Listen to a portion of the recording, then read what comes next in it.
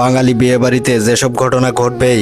Number 1, বরযাত্রা শুরু হবে। এ সময় দেখা যাবে গুরুত্বপূর্ণ কেউ একজন অনুপস্থিত। খুঁজতে গেলে জানা যাবে তিনি শেভ করতে সেলুনে নয়তো জুতা পালিশ করতে বাজারে গেছেন।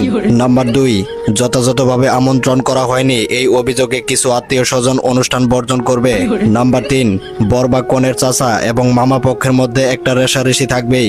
বিয়েতে কোন পক্ষের কর্তৃত্ব বেশি হবে সেটা নিয়ে অঘোষিত প্রতিযোগিতা চলবে।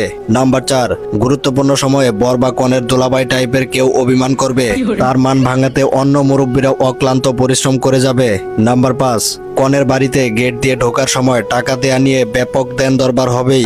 কখনো কখনো এটা মারামারি পর্যায়ে চলে যাবে। মেয়েরা 1 গ্লাস চিনি ছাড়া শরবত দিয়ে 5,000 টাকা দাবি করে বসবে।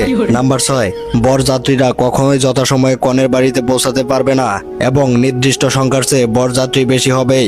এটা নিয়ে তাদেরকে কনে পক্ষের খোটাও হজম করতে হবে। নাম্বার 7, পাত্রপক্ষের দেয়া শাড়ি কিংবা গহনার মান নিয়ে দুই পক্ষের তর্ক বিতর্ক হবে। এসব ক্ষেত্রে কনের খালা বা ফুপুরা বেশি উৎসাহী হয়। নাম্বার 8, মেয়ের বাবা কর্তৃক ছেলের যোগ্যতা অনুযায়ী খুশি করে দেয়া। যৌতুক নয় কিন্তু নিয়েও বাদানুবাদ হবে। নাম্বার 9, খাবার নিয়ে একটা ঝামেলা হবে। অনেক সময় অতিরিক্ত মেহমানের কারণে কোনো একটা নির্দিষ্ট আইটেম শর্ট পড়বে আর সেটা নিয়ে তুলকালাম বেঁধে উঠবে।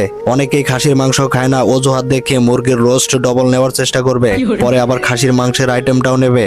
নাম্বার 10, কোন তরুণীকে বিরক্ত করাকে কেন্দ্র করে দুপক্ষের মধ্যে শোরগোল এবং উত্তপ্ত বাক্য বিনিময় হবে। নাম্বার 11, বর বা কনে যতই সুন্দর হোক না কেন দাওয়াতে আসা কিছু মানুষ খুদ বের করবেই।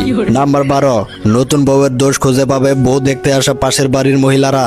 এটা আবার গ্রামের মধ্যেই তাদের মাধ্যমেই প্রচারিত হবে। খাবারের মান নিয়েও এরা প্রশ্ন তুলবে। নাম্বার 13, বরের জুতা চুরির ঘটনা ঘটবেই আর তা জিম্মি করে নিরীহ গো বেচারা বরের কাছ থেকে টাকাও বাগিয়ে নেওয়া হবে।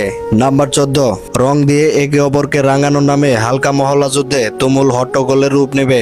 সবশেষে সবাই সবাইকে বলবে, কিছু মনে করবেন না ভাই, বিয়ে শাদিতে এরকম টুকটাক হয়েই থাকে, আমরাই তো।